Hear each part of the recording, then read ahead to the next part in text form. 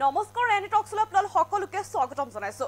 মুখ্যমন্ত্ৰীয়ে কোনো বিচাৰ বিবেচনা নকৰাকৈ নিৰীহ লোকসকলক উচ্ছেদ কৰিছে আৰু এই নিৰীহ লোকসকলক উচ্ছেদ কৰি তেওঁলোকৰ জীৱন বিপদাপন্ন কৰিছে। ৰাইজৰ লোকত পৰিব লাগিব এতিয়া বিজেপি চৰকাৰ।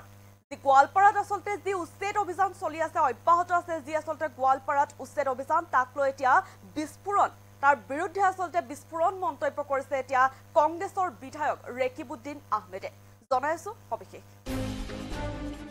এই মুহূৰ্তত জনাইছো আপোনালোকক মুখ্যমন্ত্ৰীয়ে কোনো বিচাৰ বিবেচনা নকৰাকৈ নিৰীহ লোকসকলক উচ্ছেদ কৰিছে। নিৰীহ লোকসকলক উচ্ছেদ কৰি তেওঁলোকৰ জীৱন বিপদাপন্ন কৰিছে। বিজেপি চৰকাৰে মহামান্য আদালতৰ নিৰ্দেশ নামানে। তেওঁলোকৰ কাৰণে এইবিলাক একো ডাঙৰ কথা নহয়। এইখন চৰকাৰে যেতিয়া ইচ্ছা যায় তেতিয়াই বুলডোজাৰ চলাই দিয়ে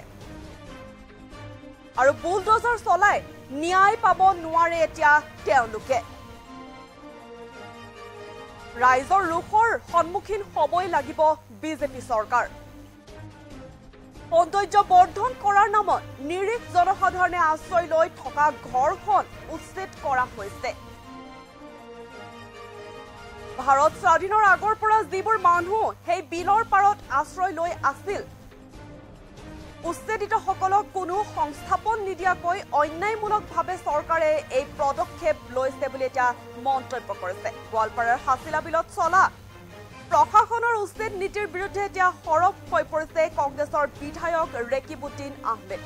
যেহেতু গোৱালপাৰাৰ হাছিলা বিলত যি উচ্ছেদ অভিযান অব্যাহত আছে, প্ৰথম পৰ্যায়ৰ উচ্ছেদ অভিযান ইতিমধ্যে যিহেতু শেষ হৈছে আৰু মুখ্যমন্ত্ৰীয়ে ইতিমধ্যে ঘোষণা কৰিছে যে দ্বিতীয় পৰ্যায়ৰ উচ্ছেদ অভিযান অতি শীঘ্ৰেই আৰম্ভ কৰিব আৰু সেই উচ্ছেদ অভিযানৰ বিৰুদ্ধে এতিয়া সৰব হৈ পৰিছে কংগ্ৰেছৰ বিধায়ক ৰেকিবুদ্দিন আহমেদ।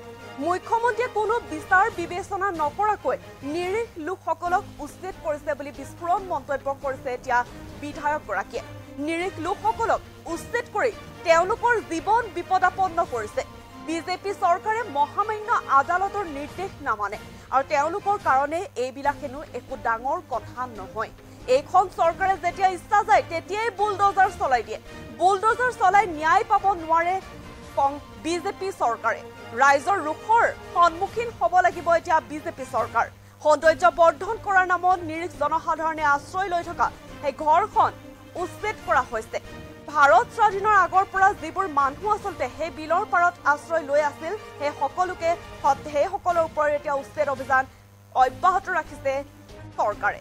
উচ্ছেদিতসকলক কোনো সংস্থাপন নিদিয়াকৈ অন্যায়মূলকভাৱে চৰকাৰে এই পদক্ষেপ লৈছে বুলি মন্তব্য কৰিছে। গোৱালপাৰাৰ হাছিলা বিলত চলা প্ৰশাসনৰ উচ্ছেদ নীতিৰ বিৰুদ্ধে সৰব হৈ পৰিছে এতিয়া কংগ্ৰেছৰ বিধায়ক ৰেকিবুদ্দিন আহমেদ। মুখ্যমন্ত্ৰীয়ে কোনো বিচাৰ বিবেচনা নকৰাকৈ নিৰীহ লোকসকলক উচ্ছেদ কৰিছে। নিৰীহ লোকসকলক উচ্ছেদ কৰি তেওঁলোকৰ জীৱন বিপদাপন্ন কৰিছে। বিজেপি চৰকাৰে মহামান্য আদালতৰ নিৰ্দেশ নামানে। তেওঁলোকৰ কাৰণে এইবিলাক একো ডাঙৰ কথা নহয়।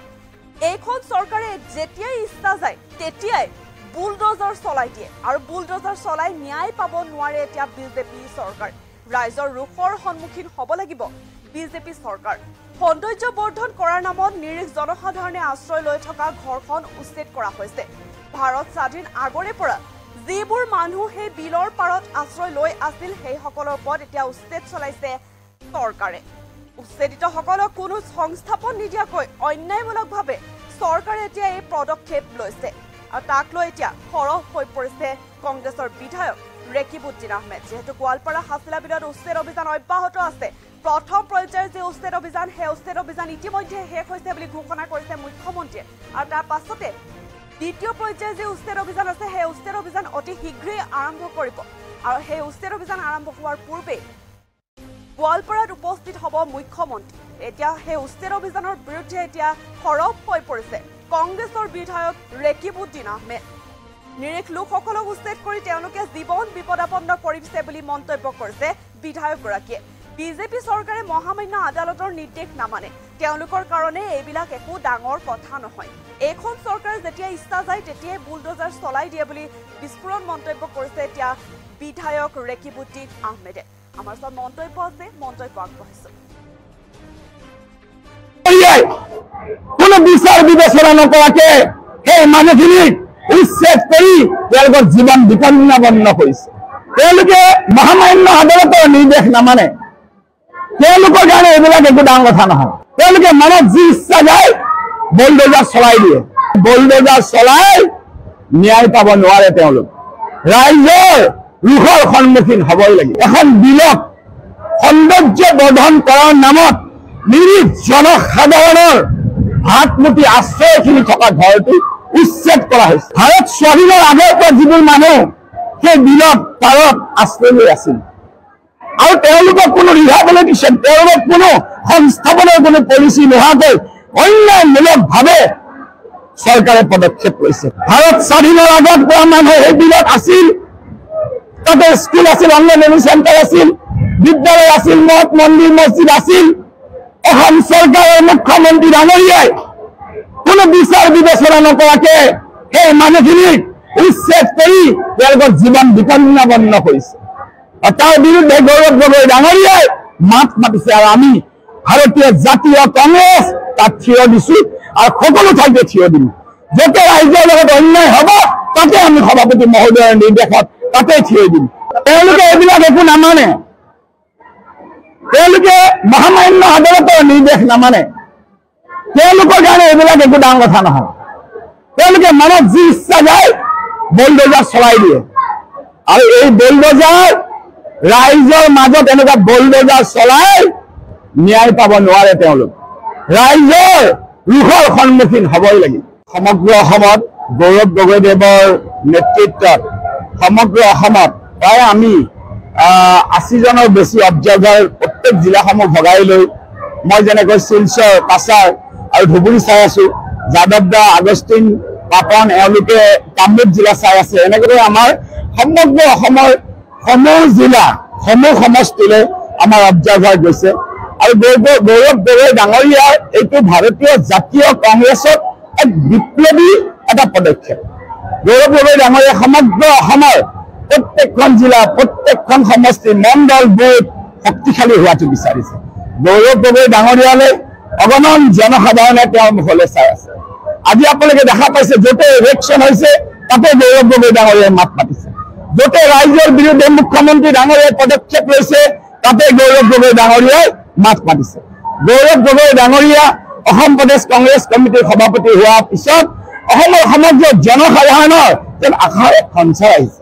তেওঁৰ নেতৃত্বত অনাগত ২৬ত ভাৰতীয় জাতীয় কংগ্ৰেছে এক বিশালকৈ বিধায়ক লৈ আমি দিছপুৰ গঠন কৰিবলৈ পৰিকল্পনা কৰিছো আৰু আমি আশা কৰো গৌৰৱ গগৈৰ নেতৃত্বত অসম প্ৰদেশ কংগ্ৰেছ কমিটিৰ সমূহ বিষয়ববীয়া জিলা, মণ্ডলম, বুথ, বিধায়ক, অবজাৰ্ভাৰ্ছ সকলোৱে মিলি সমগ্ৰ অসমত এক ছাকচেছফুল অৰ্গেনাইজেশ্যনৰ ছেটআপ বনাবলৈ সক্ষম হ'ব। আৰু আজি আপোনালোকে নিশ্চয় লক্ষ্য কৰিছে, যোৱাকালি দাদাহঁতৰ জিলালৈ আমি গৈছিলো। কিদৰে এখন বিলক সৌন্দৰ্য বৰ্ধন কৰাৰ নামত নিৰীহ জনসাধাৰণৰ হাত মুঠি আশ্ৰয়খিনি থকা ঘৰটো উচ্ছেদ কৰা হৈছে। ভাৰত স্বাধীনৰ আগৰ পৰা যিবোৰ মানুহ সেই বিলত পাৰত আশ্ৰয় লৈ আছিল আৰু তেওঁলোকক কোনো ৰিহাবিলিটেশ্যন, তেওঁলোকক কোনো সংস্থাপনৰ কোনো পলিচি নোহোৱাকৈ অন্যায়মূলকভাৱে চৰকাৰে পদক্ষেপ লৈছে। তাৰ আমি ভাৰতীয় জাতীয় কংগ্ৰেছে গৌৰৱ গগৈৰ নিৰ্দেশত আমি তাত গৈ ৮জনৰ ওচৰত থিয় হৈছো।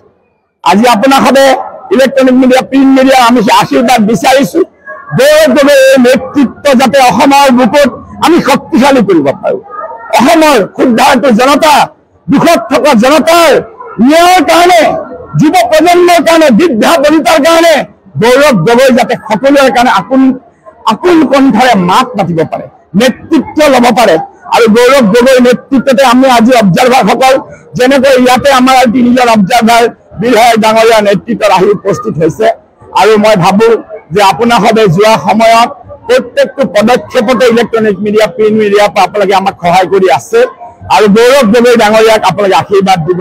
অনাগত সময়ত জনসাধাৰণক, অসমৰ দৰিদ্ৰ জনসাধাৰণৰ লগত গৌৰৱ গগৈ যাতে থিয় হৈ অসমক যাতে আগুৱাই লৈ যাব পাৰে, গৌৰৱ গগৈ যাতে অসমৰ গৌৰৱ, অসমৰ কণ্ঠ হ'ব পাৰে, তাৰে আমি আশা কৰো। মুখ্যমন্ত্ৰী ডাঙৰীয়াই কোনো বিচাৰ বিবেচনা নকৰাকে সেই মানুহখিনিক উচ্ছেদ কৰি তেওঁলোকৰ জীৱন বিপন্নপন্ন কৰিছে। তেওঁলোকে মহামান্য আদালতৰ নিৰ্দেশ নামানে। তেওঁলোকৰ কাৰণে এইবিলাক একো ডাঙৰ কথা নহয়। তেওঁলোকে মনত যি ইচ্ছা যায় বুলডোজাৰ চলাই দিয়ে। বুলডোজাৰ চলাই ন্যায় পাব নোৱাৰে। তেওঁলোক ৰাইজৰ ৰোষৰ সন্মুখীন হ'বই লাগিব। এখন বিলক সৌন্দৰ্য বৰ্ধন কৰাৰ নামত নিৰীহ জনসাধাৰণৰ হাত মুঠি আশ্ৰয়খিনি থকা ঘৰটো উচ্ছেদ কৰা হৈছে। ভাৰত স্বাধীনৰ আগৰ পৰা যিবোৰ মানুহ সেই বিলত পাৰত আশ্ৰয় লৈ আছিল আৰু তেওঁলোকক কোনো ৰিহাবিলিটেশ্যন, তেওঁলোকক কোনো সংস্থাপনৰ কোনো পলিচি নোহোৱাকৈ অন্যায়মূলকভাৱে চৰকাৰে পদক্ষেপ লৈছে। ভাৰত স্বাধীনৰ আগত পৰা মানুহ সেই বিলত আছিল, তাতে স্কুল আছিল, অনলাইন